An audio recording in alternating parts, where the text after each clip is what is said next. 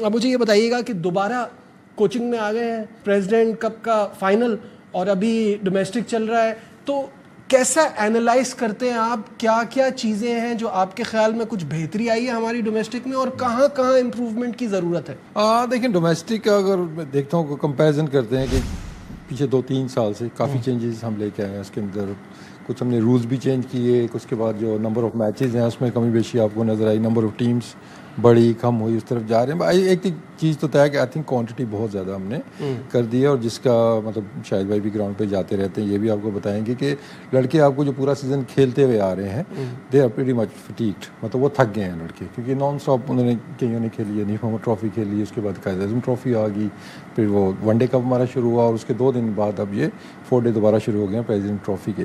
तो एक तो इस पर थोड़ा सा सोचना होगा कि हमें कहीं ना कहीं तो लड़कों को ब्रेक देनी है ना। हम वर्कलोड मैनेजमेंट की बात नेशनल टीम के अंदर करते हैं, तो ये डोमेस्टिक में भी ये चीज़ें अप्लाई होती हैं। तो मेरा नहीं ख्याल है कि डोमेस्टिक में जितनी नंबर ऑफ़ टीम्स हैं उसके होते हुए हम कहें जी कि पूल ऑफ प्लेयर्स हम बढ़ा लें, कि हम रोटेशन पॉलिसी पे चले जाएं।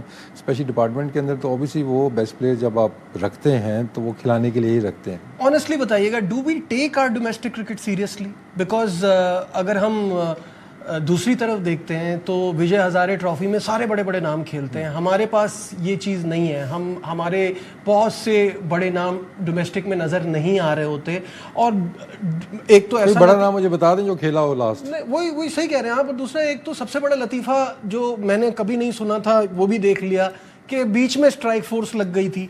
तो इस तरह की चीज़ें होती है। क्या हम, आपको लगता है डोमेस्टिक क्रिकेट को सीरियस लेते हैं? उतना नहीं जितना लेना चाहिए। ठीक है, डोमेस्टिक क्रिकेट आपके ऑब्वियसली यहीं से आपके क्रिकेटर्स ने ऊपर जाना है, और ऊपर वालों को जब फॉर्म नहीं है या वो ड्रॉप हुए हैं टीम से, तो वो यहीं पे आके उन्होंने अपनी गेम को बेहतर करना है, दोबारा अपना केस तैयार करना है। तो अनफॉर्चुनेटली अगर आप नेशनल टीम के प्लेयर्स को देखते हैं तो किसी की भी प्रायोरिटी नहीं है कि डोमेस्टिक क्रिकेट आके खेलें। इसमें मैं कहूँगा कि कसूर ठीक है प्लेयर का भी होता है, लेकिन जब भी आप सेंट्रल कॉन्ट्रैक्ट साइन करते हैं उसके अंदर वाज़ेह अल्फाज में लिखा होता है, क्लॉज लिखी होती है कि आप जब भी अवेलेबल होंगे you should participate in domestic cricket. तो आई थिंक जो जिनको अप्लाई कराना है ये चीज़, उनकी भी थोड़ी रिस्पॉन्सिबिलिटी बनती है कि यार मेक श्योर करें। और मुझे याद है जब मैं था तो इस बारे में काफ़ी मतलब इस पर बात भी होती थी, लेकिन इवेंचुअली जो डिसीजन होता है वो आपके जो डोमेस्टिक के हेड या इंटरनेशनल के हेड है उन्होंने लेना होता है। वो मतलब हेड कोच के हाथ में भी नहीं है, चीफ सेलेक्टर के हाथ में नहीं है।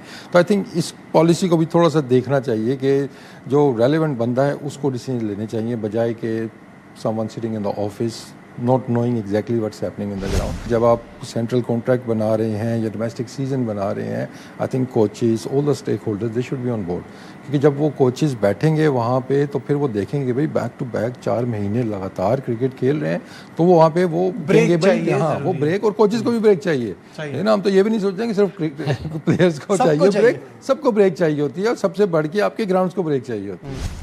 टैलेंट के हवाले से being an out and out batsman, आप ज़बरदस्त बैट्समैन थे। अब इस दफ़ा हमने देखा कायद आज़म ट्रॉफी में जो 11 टॉप के बैट्समैन थे सारे के सारे लेफ्ट हैंडर हैं। शामिल हो गया, शाहजेब हो गया, अजान उवैस हो गया, माज सदाकत हो गया, साद खान, साद बेग। तो is left is right for Pakistan cricket. देखिए एक मैं बोलूँगा अच्छी चीज़ है। पहले हम थोड़ा सा प्रेफर करते थे यार कि हमें कोई लेफ्टी ओपनर मिल जाए, लेफ्ट राइट का कॉम्बिनेशन हमारा बन जाए, या नीचे एक ऐसा आ जाए बैटर लेफ्ट हैंडर जो कि लेग स्पिन को या लेफ्ट आर्म स्पिन को अच्छा खेल ले। तो पिछले 2 साल में देखते हैं तो काफ़ी लड़के ये ऑब्वियसली ये हमारे सिस्टम से ही आए हैं, अंडर 19 से इन जगह से आए हैं लड़के, इन जो अच्छी चीज़ें वो परफॉर्म कर रहे हैं। आई थिंक 1 साल और लगेगा बॉलर्स को, क्योंकि अब जितनी तादाद में लेफ्टीज़ आ गए, ये तो आपने वो मेंशन किए हैं जिन्होंने परफॉर्म किया है। अगर आप ऑल टुगेदर देखते हैं तो आपको हर टीम में अब 3-4, 2-3 तो आपको हर मैच के अंदर वो नजर आएंगे।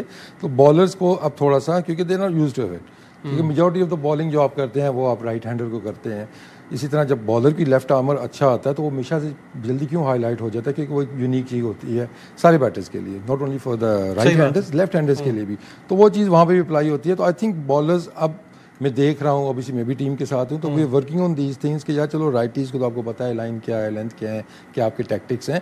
अब हमने लेफ्टीज़ को भी उतना ही टाइम देना है, क्योंकि हर मैच के अंदर आपको 2 से 3 प्लेयर आपको लेफ्ट हैंडर नज़र आ रहे हैं। लेकिन अच्छी चीज़ है, और ये जितने भी प्लेयर्स हैं न सिर्फ कि ये परफॉर्म कर रहे हैं, मतलब आगे चल के अगर आप देखते हैं इनकी फिटनेस बाकी चीज़ें भी देखते हैं तो आप कह सकते हैं कि यार इनका फ्यूचर आगे भी है। इस सीज़न में कौन से प्लेयर्स ऐसे हैं जो आपको दिख रहे हैं कि जिन्होंने मुतासिर किया और आपको लगता है उनका फ्यूचर बड़ा ब्राइट है? देखिए बैटिंग में देखते हैं आज़ान अवैस है, उसने काफ़ी रन्स किए हैं इस साल और अभी भी वो अच्छा खेल रहा है। शामिल हसन है, वो भी अच्छे रन्स किए हैं उसने, दोनों फॉर्मेट के अंदर उसने रन्स किए हैं। तो बैटिंग में आपको कहीं ना कहीं चीज़ें वो नज़र आ रही हैं। थोड़ा सा जो ये नज़र आ रहा है कि जो चीज़ मतलब जिसको हम चाहते हैं कि इम्प्रूव हो, वो फास्ट बॉलिंग है हमारी, स्पेशली रेड बॉल क्रिकेट में।